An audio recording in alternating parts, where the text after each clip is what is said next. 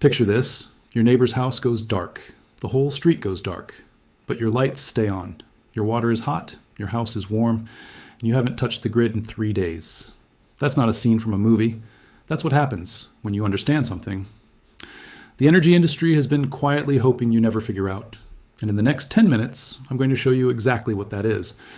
I've spent years digging through old government archives, visiting off-grid communities, and talking to people who've built something so simple, so cheap, and so effective that it makes a $15,000 home battery system look like a scam. And honestly, it kind of is. Before I get into it, if you've stumbled on this channel for the first time, hit that subscribe button and tap the bell. Because what we talk about here isn't the stuff you find on mainstream energy blogs. It's the buried knowledge, the forgotten solutions, the things that somehow got left behind when the big money moved in. You're in the right place. Now, let's talk about the things sitting in your home right now that you've never once thought of as a battery, because that's where this whole story starts. Okay, here's the part that changed everything for me. A few years ago, someone I knew showed me an off-grid setup behind a rural property. No solar panels, no lithium battery bank, no app on his phone to manage it, just a handful of insulated containers sitting quietly in a shed. And his heating bill? Zero. Not low. Zero. I stood there trying to make it make sense.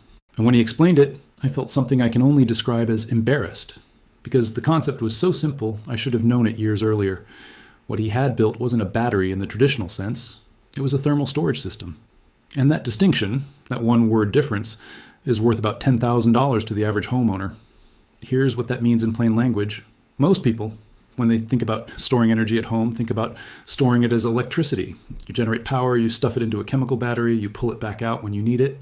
That's the model the industry has sold us. It's also the most expensive possible way to do it. When you store energy as heat instead, in water, in sand, in stone, in concrete, you're doing something that has almost no cost, almost no maintenance, and no replacement cycle. The physics haven't changed since the Romans figured this out. The only thing that changed is who controls the narrative around energy storage. And right now, that narrative is worth hundreds of billions of dollars to the people writing it. Let me give you a real number so you understand the scale of what I'm talking about. A well-designed home thermal storage system. We're talking insulated tanks or dense mass materials, charged with heat from a wood stove, solar collector, or even waste heat from your appliances, can store the equivalent of 20 to 30 kilowatt hours of usable energy. That's more than most lithium home battery systems on the market. The cost of materials? Somewhere between $200 and $900, depending on what you build. Compare that to a major brand battery wall unit, which runs anywhere from $10,000 to $20,000 installed. And that battery degrades. It needs replacement. It has fire risk. It has software updates. It has a subscription in some cases. The thermal system? You're looking at sand and steel, limestone and insulation, a copper coil, and a 12-volt pump the size of your fist. These are materials that last 30 years without blinking. Now I have to ask you something, and I want you to really sit with this. If that math is correct, and it is, it checks out across multiple independent engineering studies, why have you never heard of it? Why is your contractor quoting you battery systems and not this? That's the question. And the answer goes deeper than most people expect. It goes back to a very specific moment in American history. The 1970s oil crisis cracked the cultural conversation wide open. Suddenly, ordinary homeowners were building passive solar walls, storing heat in rock beds, designing homes to work with the sun rather than against it. The federal government was funding this research. Books were selling hundreds of thousands of copies. A real movement was forming. Then, around 1981, the funding shifted drastically. The thermal storage research, the kind that required no exotic supply chain, no recurring sales model, no infrastructure monopoly, quietly lost its support. Within a decade, the contractors who knew how to build these systems had moved on. The knowledge didn't get erased, it just stopped being passed down. Meanwhile, a completely different technology was being scaled up with massive government backing and corporate investment. Lithium-ion batteries. By the time those became commercially dominant, the thermal storage knowledge had been sitting in old university papers in rural communities for 20 years. The industry had already moved on without it. And here's the part that should make you genuinely angry. A 1979 Department of Energy report, an actual government document, concluded that a properly built residential thermal system could reduce a household's grid electricity demand for heating, cooling, and hot water by up to 70%. 70%. That paper went into an archive. It never made it into a utility brochure. It never made it into a building code. It never made it into your contractor's training. Because thermal storage doesn't generate a recurring revenue stream. There's no component that wears out every 5 years. There's no algorithm updating itself in the cloud. There's no mineral supply chain to control. The tank sits there, and it works. That's the problem. For the industry, not for you.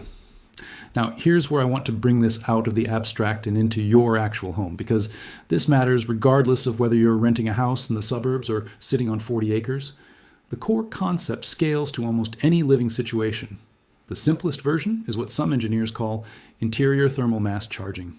You take a south-facing interior wall, doesn't matter if your house was built in 1962 or 1992, and you turn it into a slow-release heat storage unit using materials you can buy at any home center for under $600. A dark metal panel, a clear polycarbonate sheet. A small fan powered by a single solar panel you can prop in a window. That's it.